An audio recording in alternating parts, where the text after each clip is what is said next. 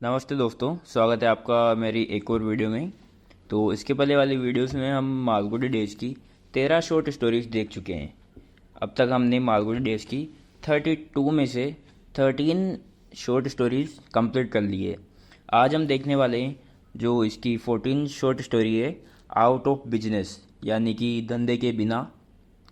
तो आज हम स्टार्ट करने वाले हैं मालगुडी डेज़ की 14वीं short story, out of business. अगर इसके पहले वाली वीडियोस अभी तक आपने नहीं देखी है शॉर्ट स्टोरीज़ की, तो जल्दी से चैनल पर जाएं, प्लेलिस्ट आपके लिए बना रखी है और इसी वीडियो में डिस्क्रिप्शन में भी लिंक दिया हुआ है। तो बिना देरी किए चालू करते हैं आज की 14 short story, out of business. करीब एक साल पहले रामा राव, नाम याद रखना है रामा राव, जिस ग्रामोफोन कंपनी का वह मालगुडी में एजेंट था। एजेंट भी याद रखना है कि रामा राव क्या करते थे, तो ग्रामोफोन कंपनी में एजेंट थे। तो मालगुडी में एजेंट था, उसकी अचानक बंद हो जाने के कारण बेकार हो गया। यानी कि जो ग्रामोफोन कंपनी थी वो अचानक बंद हो गई थी, तो उसके बाद वो बेकार हो गया, मतलब कि कोई काम का नहीं रहा, कुछ काम करने को था ही नहीं। एजेंसी में उसने सिक्योरिटी के तौर पर कुछ पैसा भी जो उसे विरासत में मिला था लगा दिया था। यानी कि उस एजेंसी में ही उसने जो उसका पैसा था, थोड़ा बहुत पैसा उसके पास, वो भी लगा दिया। 5 साल तक उसे इससे काफ़ी आमदनी होती रही, जिससे वो अपने बीवी बच्चों के सुखपूर्वक रहने का इंतजाम कर सका। उसने एक्सटेंशन में एक छोटा सा बंगला बनवा लिया था और अपने इस्तेमाल के लिए एक बेबी कार भी खरीदने का विचार करने लगा था। यानी कि एक बंगला बनवा लिया और उसके बाद एक छोटी सी कार खरीदने का भी विचार करने लगा था। और एक दिन जैसे अचानक ये वज्रपात हुआ, यानी कि ये दुख बड़ा इंसिडेंट हुआ। इसका कारण दुनिया के व्यापार, बैंकिंग और राजनीति में आया परिवर्तन था। ग्रामोफोन कंपनी, जिसकी फैक्ट्री कहीं उत्तर भारत में थी, लाहौर के एक बैंक के बंद हो जाने के कारण, जो बम्बई निवासी उसके मालिक की मृत्यु का परिणाम था, एकदम ख़त्म हो गई। मतलब कि हुआ क्या कि ग्रामोफोन कंपनी जो कि उत्तर भारत में थी, और ये बंद क्यों हुई थी, क्योंकि लाहौर में एक बैंक बंद हो गया था। और वो बैंक किसकी थी, उसका बम्बई का निवासी था जो उसका मालिक था, और उसकी मृत्यु हो गई थी। तो उसकी मृत्यु हो जाने की वजह से लाहौर की एक बैंक बंद हो गई, और बैंक बंद हो जाने की वजह से ग्रामोफोन कंपनी बंद हो गई। तो मालिक सड़क, अब वो मालिक मरा कैसे, मालिक सड़क के किनारे किनारे नीचे की ओर गाड़ी चला रहा था, जो 300 फीट नीचे जा गिरी। लोगों ने कहा कि उसने आत्महत्या की थी, क्योंकि पिछली शाम उसकी बीवी उसके कैशियर के साथ भाग गई थी। इस इंसिडेंट की वजह से रामाराव बिल्कुल असहाय हो गए थे। पहले तो उसे इस हादसे के बारे में, मतलब इस हादसे के जो नतीजे थे उनका अंदाजा ही नहीं हुआ। बैंक में कुछ पैसे थे, कुछ कंपनी के शेयर भी थे, लेकिन शेयर गिरने लगे, कीमतें घटने लगी और उसे कुछ 100 रुपये ही हाथ लगे। जब उसने सिक्योरिटी वापस करने की बात की तो दूसरी तरफ अर्जी लेने वाला कोई नहीं था, क्योंकि वो कंपनी तो बंद हो गई थी। बैंक में रखा पैसा तेजी से पिघल रहा था, यानी कि कम होता जा रहा था। रामाराव की बीवी ने खर्चा कम करने की कोशिश की। उसने नौकर और रसोइये को घर से निकाल दिया, बच्चों को बड़े नर्सरी स्कूल से हटाकर सरकारी स्कूल में भर्ती करा दिया, बंगला किराए पर चढ़ा दिया और बाजार में एक छोटा सा घर लेकर रहने लगे। रामाराव रोज़ नौकरी के लिए 1 दर्जन अर्जियां भेजने लगे और हर दफ्तर में चक्कर वो लगाना शुरू कर दिया उन्होंने, रामाराव ने। 40 साल की उम्र को पहुंचे आदमी के लिए, जो अब तक अपना व्यापार करता रहा हो, नौकरी पाना आसान नहीं है। यानी कि रामाराव अब 40 साल के हो गए थे, तो उन्हें नौकरी मिलना आसान नहीं था। और उनका जो नौकरी मांगने का उनका ढंग था, वह भी व्यापारियों जैसा ही था। वह अपना कार्ड बेचता और मिलने पर कहता, सर शायद आप मेरे लिए कुछ कर सकें, मेरा व्यापार अचानक डूब गया, जिसके लिए मैं दोषी नहीं हूँ। आप मुझे अपने दफ्तर में कोई काम दे सके तो मैं बहुत आभार मानूंगा। ऐसा कहकर वो नौकरी मांगते। रामाराव, यह तो बड़े अफसोस की बात है, इस वक्त मेरे पास आपके लायक कोई काम नहीं है, लेकिन जैसे ही कुछ होगा मैं तुरंत आपको सूचित कर दूंगा। सभी जगह उनको बस यही कहानी सुननी पड़ती थी। शाम को वह लौट आता और सड़क से घर की दिशा में मुड़ते ही अब उसका दिल बैठ जाता। उसकी बीवी दरवाजे पर खड़ी होती, पीछे बच्चे सड़क को चुपचाप देखते उसका इंतजार करते रहते। उनके चेहरों पर कितनी प्रतीक्षा होती, कांपते से वे आशा करते होते कि कुछ अच्छी खबर सुनने को मिलेगी। वे हमेशा सोचते कि रामाराव जादू की तरह कुछ लेकर आएगा। वह सोचते कि वह सोचता कि जिस तरह सफाई से लोग उसे टाल देते हैं, उसे देखते हुए इन्हें उस पर ज़्यादा विश्वास नहीं करना चाहिए। बीवी उसकी तरफ देखते ही समझ जाती कि क्या हुआ है। वह चुपचाप पीछे मुड़ जाती और बच्चे भी इशारा समझकर उसका अनुगमन करते। रामाराव बनावटी ढंग से उन्हें खुश करने की कोशिश करता। आज क्या हो रहा है, इसके जवाब में वे लोग भी ऊपरी मिठास से उसे भीतर ले जाते। इनकी यह दशा देखकर उसका मन रो उठता। एक्सटेंशन वाले बंगले में उसकी बीवी सजी धजी इधर उधर घूमती रहती थी, पड़ोसियों से गपशप करती, शाम को क्लब चली जाती। लेकिन अब वह शाम तक वह एक ही कपड़े पहने रहती थी और सारा वक्त किचन में ही बिताती थी। एक्सटेंशन वाले घर में बड़ा सा कंपाउंड था, जिसमें बच्चे दिन भर उछल कूद करते रहते और अच्छे स्कूल में पढ़ते और सीखते। लेकिन यहाँ उनके कोई दोस्त भी नहीं थे, क्योंकि वो उन्होंने किराए पर चढ़ा दिया था। पहले इन्हें हर 3 महीने में नए कपड़े दिए जाते थे। रामाराव यह सब सोचता सोने की कोशिश करने लगा। उसके पास जो भी पैसा था वह खत्म हो चुका था। आमदनी का अकेला जरिया एक्सटेंशन वाले घर का किराया था। मतलब कि जो उन्होंने आमदनी के लिए अपना जो घर किराए पर चढ़ाया था, बस वही एकमात्र था। वो ये सोचकर उसे डर लगता कि अगर उसका किराएदार घर खाली कर दे तो क्या होगा। कठिनाइयों के इन दिनों में रामाराव की जुबली रीडिंग रूम में एक पत्रिका मिली। उसका रूम था जुबली रीडिंग रूम, उसमें एक पत्रिका मिली। इसका नाम था दी कैप्टन।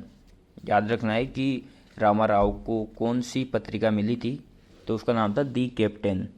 इसमें सिर्फ 4 पन्ने थे और सब में वर्ग पहेलियाँ दी हुई थी। सही हल के लिए हर हफ्ते यह 4000 रुपये का पहला इनाम देती थी।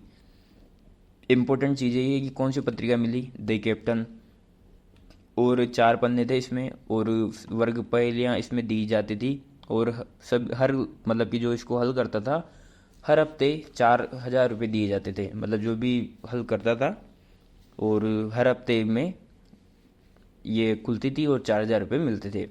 रामाराव इन्हें हल करने में लग गया और कुछ दिन तक वह सब चिंताओं से मुक्त रहा। क्या शब्द होगा, टेलो, फेलो, बेड, सेड, मेड, ऐसे शब्द आते थे उसमें। मेड में से इस प्रश्न के लिए कौन सा शब्द सही है। ऐसे आदमी से हमेशा दूर रहना चाहिए। मतलब कि ऐसे आदमी से हमेशा दूर रहना चाहिए जो ऐसे मतलब कि इस चक्कर में लग जाए। शाम को घर पर वापस लौटता तो दरवाजे में खड़ी बीवी बच्चों की तरफ उसका ध्यान ही न जाता। वह पूरे हफ्ते वह उत्तर डाक से भेजने में कुछ पैसा खर्च करता और धड़कते दिल से जवाब का इंतजार करता। उत्तर प्राप्त होने की तारीख को वह अखबार विक्रेता की दुकान पर मीठी मीठी बातें करके बिना पैसे दिए दी कैप्टन का नया अंक देख लेने के लिए फुसलाने की कोशिश करता। रीडिंग रूम की मेज पर पत्रिका पहुंचने में 1 आध दिन लगता और वह उसका इंतजार नहीं कर पाता था। कभी कभी अखबार वाला ना नुकुर करता तो वह उसे यह कहकर मनाने की कोशिश करता, परेशान मत हो, मुझे इनाम मिलेगा तो मैं एकदम 3 साल के लिए ग्राहक बन जाऊंगा। नतीजे वाले पन्ने को वह कांपते हुए हाथों से खोलता। इनाम मिलने वालों में कोई बलूचिस्तान का होता, कोई ढाका का, कोई श्रीलंका का, ऐसा होता। रामाराव का शब्द हमेशा गलत हो जाता था। यह धक्का बर्दाश्त करने में उसे पूरे 3 घंटे लगते थे। उससे निकल पाने का उपाय अगले हफ्ते की वर्ग पहेली में लग जाना ही होता था, जो उसे अगले 7 दिन तक फिर काम में लगाए रखती। यानी कि वो क्या करता था कि 7 दिन में एक बार वर्ग पहेली आती थी, तो वह वर्ग पहेली में जैसे उसने आंसर भेजा और उसका नंबर नहीं आता था, तो फिर वो अगले हफ्ते वाली वर्ग पहेली में लग जाता था और उसका पूरा 7 दिन उसी में निकल जाते थे। आशा और निराशा के इस भयंकर उतार चढ़ाव से कुछ ही दिन में उसके बदन की नसें चकनाचूर हो उठी और मानसिक संतुलन बिगड़ने लगा। घर पर वह किसी से भी नहीं बोलता था, सिर हमेशा झुका रहता, जैसे हर वक्त कुछ सोचता रहता है। उसकी बीवी अगर उसे हर हफ्ते पहेलियों के लिए 1 रुपया न देती तो वह उसे झगड़ता। 1 रुपया लगता था उसका। उसका स्वभाव ज़्यादा बुरा नहीं था और देर तक झगड़ने की उसमें ताकत भी नहीं थी, इसलिए वह कुछ देर बाद उसे 1 रुपया दे देती थी और घर खर्च में उसकी कटौती कर लेती थी। एक दिन पत्रिका ने 8000 रुपये के विशेष पुरस्कार की घोषणा की। पहले 4000 रुपये मिलते थे, लेकिन एक दिन 8000 रुपये की विशेष पुरस्कार की घोषणा की। यह पढ़कर रामाराव का मन 10 गुने उत्साह से भर उठा। उसने वर्ग पहेली का गहराई से अध्ययन किया। इसमें 4 जगह कुछ संशय की स्थिति थी और प्रवेश के लिए कम से कम 4 प्रविष्टियां भेजनी थी, इसलिए ज़्यादा पैसे की ज़रूरत थी। उसने बीवी से कहा, इस बार तुम्हें मुझे 5 रुपये देने होंगे। यह सुनकर वह तो हक्की बक्की रह गई। इतने पैसे में तो परिवार का 1 हफ्ते का काम चलता है।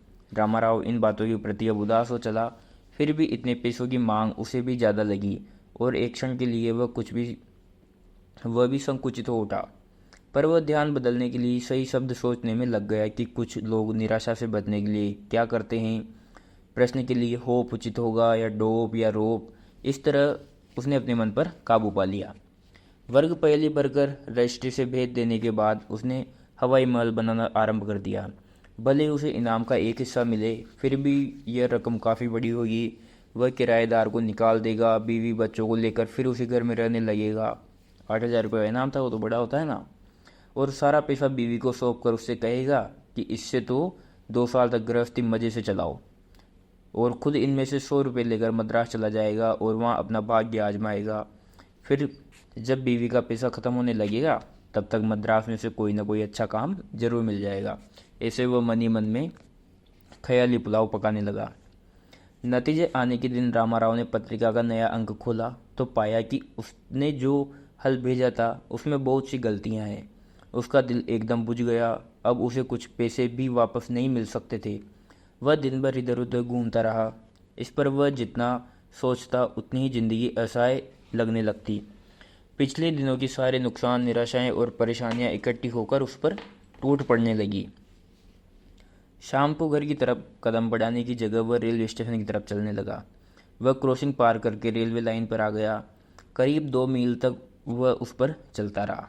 चारों तरफ अंधेरा था। दूर कस्बे के मकानों की रोशनियां हल्की हल्की चमक रही थी। पीछे एक फलांग की दूरी पर सिग्नल खड़ा था, मतलब कि थोड़ी दूरी पर सिग्नल था जिसमें लाल नीली रोशनी उसे दिखाई देती थी। वह फैसला कर चुका था कि ज़िंदगी जीने लायक नहीं है, इसलिए अगर इस दुनिया में पैदा होना उसका दुर्भाग्य रहा है तो वह उसे ख़त्म कर देने की सबसे अच्छी जगह रेलवे लाइन ही हो सकती है।